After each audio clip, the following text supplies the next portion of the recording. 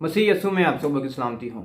जितने मुझे फेसबुक के ज़रिए से देखते हैं, जितने मुझे मेरे पेज के ज़रिए से देखते हैं, मैं आप सब के लिए खुदा यीशु मसीह से सलामती चाहता हूँ। खुदा यीशु मसीह हमेशा आप सब पर अपना दाहिना हाथ बढ़ाई रखे और आप सबको बरकत दे। जैसा कि आप सब लोग जानते हैं कि हमने बाइबल मुक़द्दस और जदीद साइंस के हवाले से मज़मून रखा हुआ है और इसके ऊपर हम बात कर रहे हैं और ये हमारा जो है ये तीसरा पार्ट हो चला है। और पिछले दो मैसेजेस के हम बारे में बताना चाहूँगा कि हमने देखा कि बाइबल मुक़द्दस और जदीद साइंस के दरमियान कोई तज़ाद नहीं पाया जाता। हमने देखा ज़मीन के हवाले से कि ज़मीन, जैसा कि आज साइंस ये कहती है कि ये ज़मीन जो है वो गोल है, जैसा और बाइबल मुक़द्दस ने हज़ारों साल पहले बयान कर दिया है कि ये जो हमारी ज़मीन है ये गोल है। जैसा कि पहले साइंस ने मालूम किया था कि ये जो ज़मीन है ये फ़िज़ा के अंदर मोहलक है, ये फ़िज़ा के अंदर जो है वो लटकी हुई है। और हमने बाइबल मुक़द्दस के हवाला जात से मालूम किया है और हमने देखा है और हमने वजाहत बयान की है कि बाइबल मुक़द्दस और इल्मुल अर्ज़ियात के दरमियान कोई तज़ाद मौजूद नहीं है। जैसा कि लोग बयान करते हैं, अपनी किताबों के अंदर बयान करते हैं, अपने लेक्चर्स के ज़रिए से लोगों को बताते हैं, रेडियो के ज़रिए से लोगों को बताते हैं और ज़रा इस्तेमाल करके लोगों को बताते हैं। और हमने देखा इसके बाद इल्मुल फ़ल्कियात के हवाले से भी हमने देखा कि इल्मुल फ़ल्कियात जो है वो बाइबल मुक़द्दस के बारे में क्या कहती हैं, या बाइबल मुक़द्दस जो है वो इल्मुल फ़ल्कियात के बारे में क्या कहती है। हमने इसको भी बाहवाला देखा पिछले मैसेज के अंदर, जो कि बाइबल मुक़द्दस और जदीद साइंस इल्मुल फ़ल्कियात के हवाले से हमने जो मैसेज रिकॉर्ड किया था, अपलोड किया था, और लोगों ने उस मैसेज को भी बहुत ज़्यादा पसंद किया है। और मैं आप सब के लिए खुदा यीशु मसीह का शुक्रगुज़ार हूँ। खुदा यीशु मसीह आपको इसी तरह कसरत से इस्तेमाल करता रहे और आप ज़रूर मैसेज को देखा करें और लाइक कीजिएगा मेरे पेज को भी, जो कि मैंने एक पेज बनाया हुआ है बाइबल मुक़द्दस की सच्चाइयाँ, इस हवाले से एक पेज बना हुआ है। आप ज़रूर इस पेज को भी लाइक कर सकते हैं और लोगों के साथ शेयर कर सकते हैं। खुदावंद आप सबको बरकत दे। और आप ज़रूर उन जो मैंने दो पार्ट जो हैं वो अपलोड किए हुए हैं, आप ज़रूर उनको भी देखिएगा और शेयर कीजिएगा आगे भी, ताकि खुदावंद का कलाम जो है वो दुनिया के कोने कोने में फैल सके और खुदावंद के कलाम को जो है लोग, जो खुदावंद के कलाम में सच्चाइयाँ हैं जो कि पोशीदा हैं, उनको जान सकें और लोगों तक खुदा के कलाम जो है वो ज़्यादा से ज़्यादा पहुँच सके और लोगों की जो गलत फहमियाँ हैं उनका जो है वो अजाला हो सके। और जैसा कि हमने दो पार्ट कर लिए हैं और आज हमारा जो है वो तीसरा पार्ट है, और हमारा जो आज है जो जिसके ऊपर मैं बात करने वाला हूँ वो है समुंदर पर। हम समुंदर के बारे में देखेंगे कि समुंदर के बारे में बाइबल मुक़द्दस क्या फरमान करती है। जैसा कि इंकशाफ जो है वो साइंस ने 20वीं सदी के अंदर, 18वीं सदी के अंदर समुंदर पर उन्होंने तहकीक की और बहुत सारे इंकशाफ जो हैं वो लोगों के सामने लेकर आए। क्या इसके बारे में बाइबल मुक़द्दस के अंदर पहले से ही कुछ मौजूद है या नहीं, आज हम इसी हवाले से बात करेंगे और इसी तरह अपने मज़मून की तरफ आएंगे। जैसा कि मज़मून तो वही है बाइबल मुक़द्दस और जदीद साइंस, और उसके अंदर ही हमने ये समुंदर के बारे में हम देखेंगे आज कि समुंदर के बारे में बाइबल मुक़द्दस क्या कहती हैं। तो मेरे अज़ीज़ों, हम देखते हैं कि साइंस ने जैसे जैसे ही तरक्की की तो साइंस ने एक और दुनिया के सामने रिसर्च पेश की। उन्होंने 19वीं सदी के अंदर साइंसदानों ने समुंदर पर तहकीक की और समुंदर के ऊपर जैसे ही उन्होंने तहकीक की और अपने जदीद आलात को इस्तेमाल किया, टेक्नोलॉजी को इस्तेमाल किया और लोगों को आगाह किया कि समुंदर के अंदर रेत ही नहीं, पहाड़ ही नहीं, बल्कि इसकी गहराइयों के अंदर जो है वो अंधेरा भी मौजूद है। साइंस ने ये 19वीं सदी के अंदर लोगों को ये इंकशाफ दिया, ये बयान किया कि इसकी गहराइयों के अंदर जो है वो अंधेरा मौजूद है। लेकिन बाइबल मुक़द्दस जो कि खुदा का इल्हाम है, बाइबल मुक़द्दस जो खुदा का कलाम है, हज़ारों साल पहले बयान कर देता है कि समुंदर की गहराइयों के अंदर जो है वो अंधेरा मौजूद है। अगर आप ज़बूर की किताब उसका 139 ज़बूर उसकी नामी से 12वीं आयत तक का मुताला करें तो मुक़द्दस दाऊद ने पहले से ही इंकशाफ कर दिया था, मुक़द्दस दाऊद ने पहले से ही बयान कर दिया था कि समुंदर की गहराइयों के अंदर जो है वो अंधेरा मौजूद है। जैसा कि लिखा है, अगर मैं सुबह के पर लगाकर समुंदर की इंतहा में जा बसूं तो वहाँ भी तेरा हाथ मेरी रहनुमाई करेगा और तेरा दाहिना हाथ मुझे संभालेगा। अगर मैं कहूँ कि यकीनन तारीकी मुझे छुपा लेगी और मेरी चारों तरफ का जाला रात बन जाएगा तो अंधेरा भी तुझसे छुपा नहीं सकता। बाइबल मुक़द्दस ने हज़ारों साल पहले बयान कर दिया है कि समुंदर की गहराइयों के अंदर अंधेरा जो है, समुंदर की इंतहा में जो है वो अंधेरा मौजूद है। और साइंस ने ये 19वीं सदी के अंदर लोगों को आकर बताया कि इसके अंदर जो है वो अंधेरा मौजूद है। लेकिन मुक़द्दस दाऊद खुदा से फरियाद करता है, खुदा को फरमाता है कि आए खुदावंद वो जगह बता जहाँ पर मैं छुप सकूँ।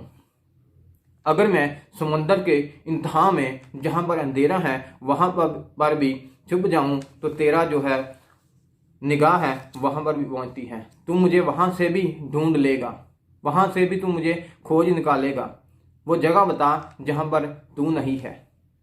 मुक़द्दस दाऊद ने हज़ारों साल पहले बयान कर दिया कि समुंदर की इंतहा के अंदर अंधेरा है। और यही नहीं बल्कि अगर आप अय्यूब नबी की किताब उसका 25वां बाब उसकी 10वीं आयत का मुताला करें तो लिखा है, उसी ने रोशनी और अंधेरे के मिलने की जगह तक पानी की सतह पर हद बांध दी है।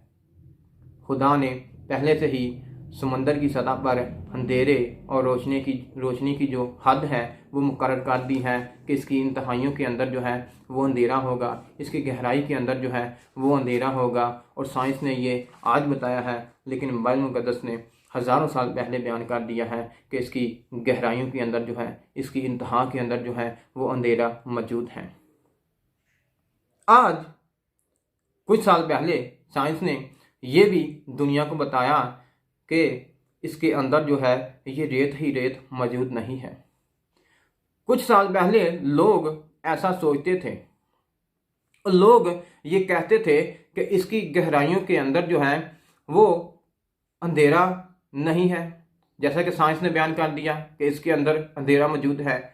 और जैसे ही वक्त गुजरता गया तो साइंस ने इस रिसर्च को भी पेश किया, दुनिया के सामने रखा कि इसके अंदर जो है वो रेत ही मौजूद नहीं है, बल्कि इसके अंदर लंबे लंबे जो हैं वो पहाड़ भी मौजूद हैं, बड़े बड़े जो पहाड़ हैं वो भी मौजूद हैं। साइंस ने ये 19वीं सदी के अंदर अवाम को बताया, पूरी दुनिया को बताया।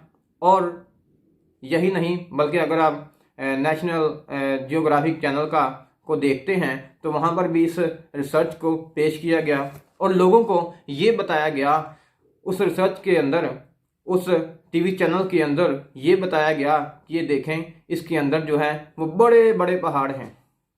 और ऐसे बड़े पहाड़ कि उन्होंने इसकी पैमाइश की।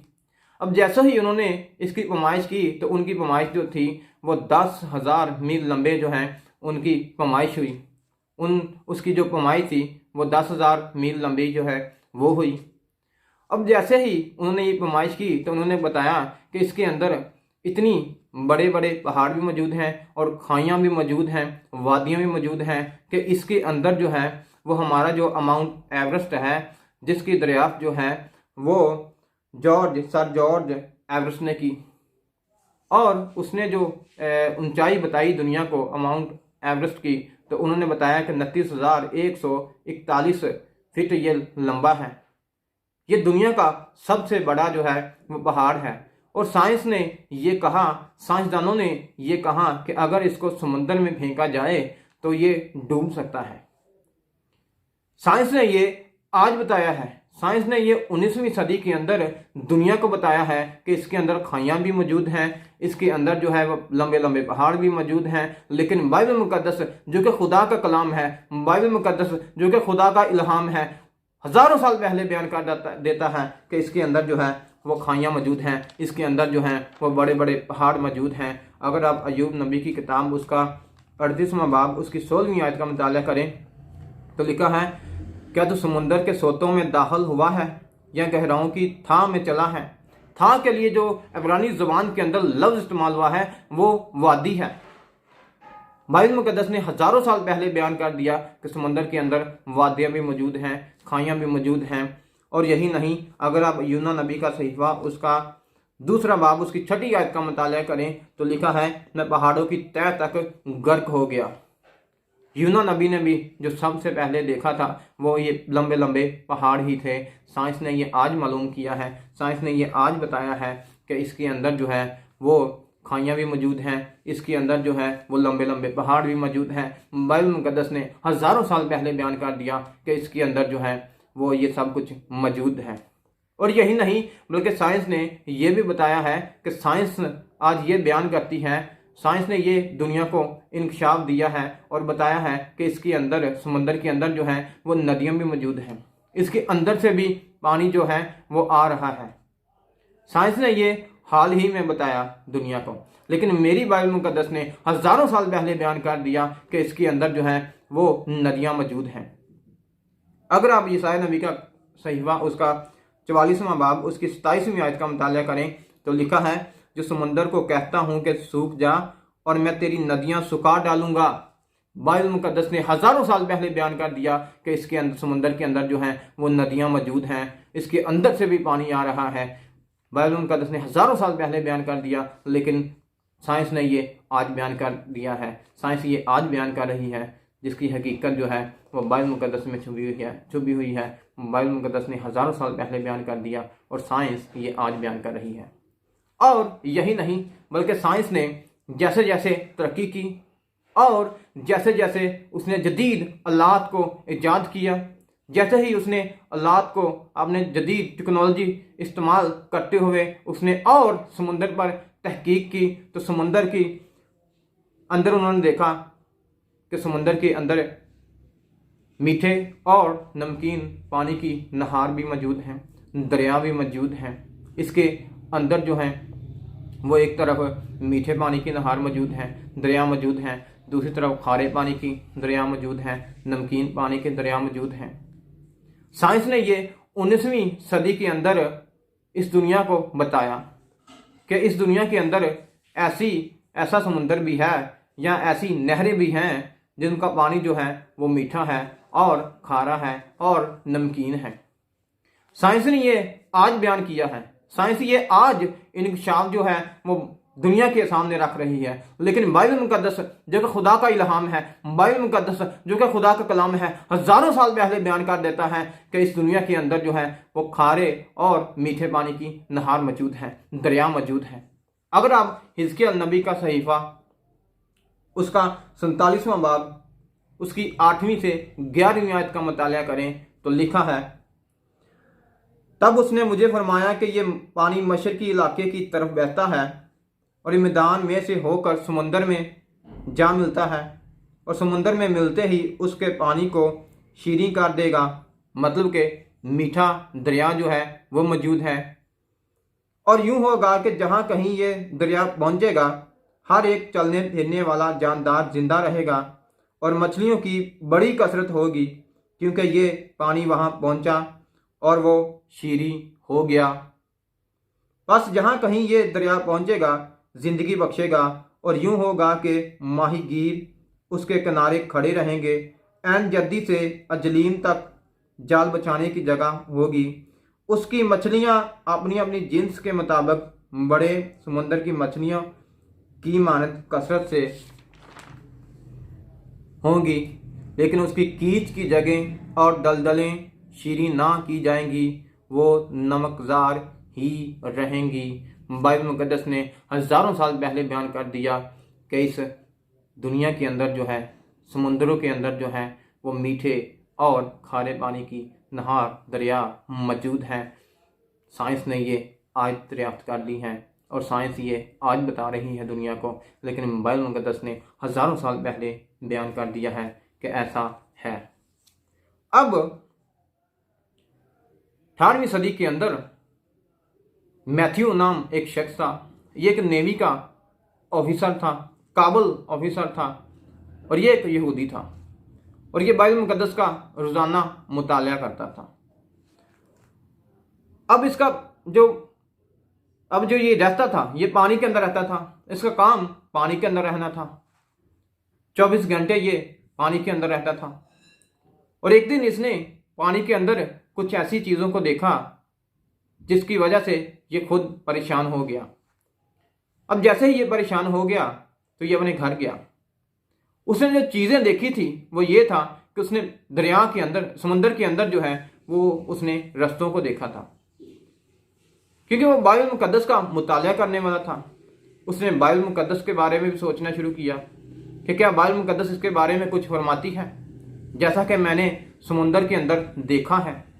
अब जैसे ही उसने देखा और वो घर गया, परेशान था, अपने बेटे को कहा कि बेटा बाइबल मुकद्दस का मुताला करो। उसने बाइबल मुकद्दस का मुताला करना शुरू किया। अब मैथ्यू ने कहा कि ज़बूर 8 का मुताला करो। जैसे ही उसने ज़बूर 8 का मुताला करना शुरू किया और उसने ज़बूर 8 की 8वीं आयत का मुताला किया, जिसमें लिखा है, हवा के परिंदे और समुंदर की मछलियां और जो कुछ समुद्रों के रस्तों में चलता फिरता है। उसने अपने बेटे को कहा, बेटा रुक जाओ यहाँ पर। उसने कहा कि इसका फिर मुताला करो। उसने दोबारा फिर इसको पढ़ा। उसने कहा कि ये क्या, मैं पानी के अंदर रहने वाला हूँ, मैं पानी के अंदर 24 घंटे रहता हूँ और मैंने कुछ चीज़ों को देखा है जो कि समंदर के अंदर पाई जाती हैं और बाइबल मुकद्दस ने समंदर के अंदर आज मैंने देखी हैं, लेकिन बाइबल मुकद्दस के अंदर हज़ारों साल पहले इसकी तस्दीक खुदा ने कर दी है, लिखवा दिया है, कि जिसके लिए मैंने आज ये हवाला जात जो हैं वो पढ़े हैं। अब उसने इस हवाले पर पूरा नक्शा जो है समंदर का वो तैयार किया और आज हम देखते हैं कि जितने भी समंदर के अंदर रास्ते हैं या समंदर के अंदर जो जिसके बारे में बताया जाता है, जिसने इसने किताब को भी लिखा और ये इसकी किताब जो है वो भी नेवी के जो ऑफिसर हैं उनको भी स्टडी करवाई जाती है। जो नेवी की तालीम देने वाले हैं वो इस किताब को यूज़ करते हैं, इस्तेमाल करते हैं और लोगों को तैयार करते हैं। और इसको एक खिताब भी दिया गया। ये दुनिया का पहला शख्स था जिसने समुंदरों के अंदर रास्तों की खोज लगाई थी। इसको पाथ फाइंडर ऑफ द सी खिताब भी मिला और ये दुनिया का पहला शख्स था जिसने ऐसा काम किया। और यही नहीं बल्कि अगर आप ईसाया नबी का सहीफा उसका 43वां बाब उसकी 16वीं आयत का मुताला करें तो लिखा है, जिसने समुंदर में राह और सलाब में गुजरगाह बनाई। और अगर आप ज़बूर 77 उसकी 19वीं आयत का मुताला करें तो लिखा है, तेरी राह समुंदर में है, तेरे रास्ते बड़े समुंदरों में हैं। ये रास्तों को बनाने वाला जो है वो खुदा है। और साइंस ने जो है वो 18वीं सदी के अंदर दुनिया को बताया कि समुंदर के अंदर जो है वो रास्ते मौजूद हैं। लेकिन मेरी बाइबल मुकद्दस ने हज़ारों साल पहले, कोई 200 साल नहीं, कोई 300 साल नहीं, कोई 1500 साल नहीं, बल्कि हज़ारों साल पहले खुदा ने बयान कर दिया है कि इसके अंदर जो है वो रास्ते मौजूद हैं। आज हम देखते हैं कि जितने भी समुद्रों के अंदर जहाज़ चल रहे हैं वो मैथ्यू के तैयार करदा रोड मैप पर ही वो चल रहे हैं। और यहाँ पर भी एतराज़ भी है और इस तराज़ को जब मैंने पढ़ा और जब मैंने सुना तो ये सिर्फ एतराज़ ही है। जैसे दूसरे एतराज़ जो है वो बाइबल मुकद्दस पर किए जाते हैं, ये भी एक एतराज़ ही है। लोग एतराज़ करते हैं कि फ़िरौन की जो लाश है वो मिल गई है। अब बाइबल मुकद्दस इस पर कतन कोई गुफ्तगू नहीं करती। बाइबल मुकद्दस ने कतन ये बात नहीं की कि इसकी लाश को जो है वो ढूंढ लिया जाएगा, एक ज़माना आएगा। आज हम इस एतराज़ का भी जवाब भी देंगे और आप इस वीडियो को भी शेयर कीजिएगा ताकि जो लोग एतराज़ करते हैं वो देख सकें कि बाइबल मुकद्दस जो है वो खुदा का कलाम है और जितना बाइबल मुकद्दस ने इसको वजाहत के साथ बयान किया है उतना और कोई किताब जो है और कोई जो किताब है नहीं बयान करती। आज हम देखते हैं कि 1998 में एक मम्मीशुदा जो जिस्म था जो कि मिस्र के अंदर भी पड़ा हुआ है और उन्होंने रखा है और कहते हैं कि ये फ़िरौन की लाश है। चलो मान लेते हैं वो फ़िरौन की लाश ही होगी, क्योंकि अकाउंटिंग के हिसाब से भी बाज़ लोगों ने साबित करना चाहा है। चलो देखते हैं कि वो फ़िरौन की ही लाश है, मान लेते हैं। लेकिन इसके बारे में ये नहीं, बाइबल मुक़द्दस में ये नहीं है कि बाइबल मुक़द्दस इसके बारे में कुछ नहीं बताती, बल्कि बाइबल मुक़द्दस जो है वो हज़ारों साल पहले डिटेल के साथ बयान कर देती है कि इसकी जो लाश है वो छुपा ली जाएगी और एक दिन आएगा जब लोग इसको ढूंढेंगे और दुनिया को बताएंगे। अगर आज साइंस ने ये साबित कर दिया है कि ये फ़िरौन की ही लाश है और बाइबल मुक़द्दस जो है इसके बारे में कुछ नहीं बताती, ये लोग जो एतराज़ करते हैं वो सिर्फ उनका जो अक़ल सलीम की उनको कमी है, वो बाइबल मुक़द्दस का कतई मुताला नहीं करते। अगर वो बाइबल मुक़द्दस का मुताला कर लेते तो वो इस एतराज़ को ना उठाते और दुनिया को ना बताते। बल्कि हम देखते हैं कि रेडियो पर भी, टेलीविज़न पर भी, इंटरनेट पर भी, यूट्यूब पर भी, फेसबुक पर भी आए दिन जो है वो रिपोर्ट इसको जारी किया जाता है। देखें जी, बाइबल मुक़द्दस के बारे में कुछ नहीं बताती। बाइबल मुक़द्दस बिल्कुल खामोश है कि इसकी लाश के बारे में कुछ बता दें। अब एक बात है यहाँ पर मैं करना चाहूँगा कि बाइबल मुक़द्दस जो है, अगर बाइबल मुक़द्दस ने ये बता दिया है कि उसकी लाश को जो है वो छुपा लिया गया है, अगर कोई 1400 साल बाद या 1500 साल बाद कोई आकर ये कह दे कि हाँ उसकी लाश हमने ढूंढ ली है, तो इसके अंदर क्या है? क्या ये तहरीफ है? क्या ये नहीं है कि उसने वजाहत बयान कर दी है? अगर एक चीज़ छुपी हुई है तो वो चीज़ मिल गई है, तो ये तो बड़ी खुशी की बात होनी चाहिए। और बाइबल मुक़द्दस हमको यही बताती है कि उसकी लाश को जो है वो गर्क कर दिया गया था। अगर आप खरूज की किताब का मुताला करें तो उसके 14वें बाब का मुताला करें तो वहाँ पर लिखा है कि जब फ़िरौन उसका पीछा कर रहा था तो लिखा है कि उसको हमने गर्क कर दिया। अब गर्क करना, अगर आप फ़रोज़ुल लुगात के मुताबिक उसका मैनी देख लें, अगर वो मैनी देख लेते हैं तो ये एतराज़ ना बनता। उसका मतलब ये है कि समंदर की तह में चले जाना। अब बाइबल मुक़द्दस यहाँ पर बयान करती है कि वो समंदर की तह में चला गया। ज़ाहिर बात है कि जो चीज़ नीचे चली जाती है वो उसने एक दिन ऊपर आना ही आना है।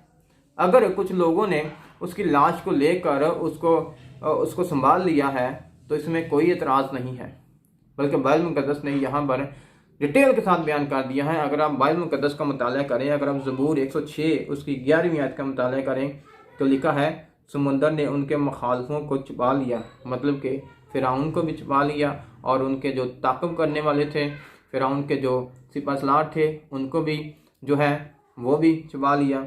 और ज़बूर 68 उसकी 53 आयत के अंदर लिखा है लेकिन उनके दुश्मनों को समुंदर ने छुपा लिया। अगर आप खरूज उसका 15वां बाब उसकी 5वीं आयत का मुताला करें तो लिखा है कि गहरे पानी ने उनको छुपा लिया और पत्थर की मानद तह में चले गए। और खरूज 15वां बाब उसकी 5वीं आयत के अंदर लिखा है समुंदर ने उनको छुपा लिया। अब जो चीज़ छुपी हुई है उसने एक ना एक दिन तो ज़ाहिर होना ही है। अगर कुरान मजीद ने आकर इस बात का इंकशाफ कर दिया है कि हाँ उसको इबरत के लिए रखा गया था, उसको उसको निशानी के तौर पर रखा गया था, तो इसके अंदर कोई इत्ज़ाद मौजूद नहीं है, बल्कि कुरान मजीद ने इस बात की तस्दीक की है कि बाइबल मुक़द्दस जो है वो खुदा का कलाम है और बाइबल मुक़द्दस जो है वो खुदा का इल्हाम है। और यहाँ पर हम देखते हैं कि यहाँ पर जो चीज़ छुपी हुई थी वो आज 18वीं सदी के अंदर जो है वो लोगों ने 1896-97 के अंदर जो है वो मालूम कर ली, ढूंढ ली है। तो इसके अंदर कोई तज़ाद मौजूद नहीं है, बल्कि बाइबल मुक़द्दस ने हज़ारों साल पहले बयान कर दिया था। अब ये नेचुरल कुदरती बात भी है कि ये चीज़ छुपी होती है वो एक दिन ज़ाहिर हो जाती है, और ये ज़ाहिर हो गई तो यहाँ पर बाइबल मुक़द्दस जो है यह खुदा का कलाम साबित भी हो चुका है या हो गया है, और इसकी तस्दीक भी करती है कि हाँ ऐसा हुआ था, ऐसा वाक़या हुआ था। तो यहाँ पर कोई एतराज़ जो है वो हम नहीं कर सकते बाइबल मुक़द्दस पर। और ये जो लोग एतराज़ करते हैं ये सिर्फ एतराज़ ही है, ये कम इल्मी की वजह से है और कुछ नहीं है, ये अक़ल सलीम की कमी है और कुछ नहीं है। खुदावंद आप सबको बरकत दे और आप ज़रूर आगे में बाइबल मुक़द्दस और जदीद साइंस मेडिकल के हवाले से बात करने वाला हूँ। खुदावंद आप सबको बरकत दे। आप ज़रूर उस पार्ट को भी देखिएगा और वो ज़रूर जल्द से जल्द खुदावंद मुझे भी इस लायक बनाए कि मैं जल्द से जल्द आपको वीडियो जो है वो शेयर करता रहूं और आप आगे शेयर करते रहें। खुदावंद आप सबको बरकत दे। और आखिर में मैं एक बार फिर आप सबसे दरख्वास्त करता हूं कि आप ज़रूर मेरे पेज को लाइक कीजिएगा और लोगों के साथ शेयर कीजिएगा और खुदावंद आप सबको बरकत दे।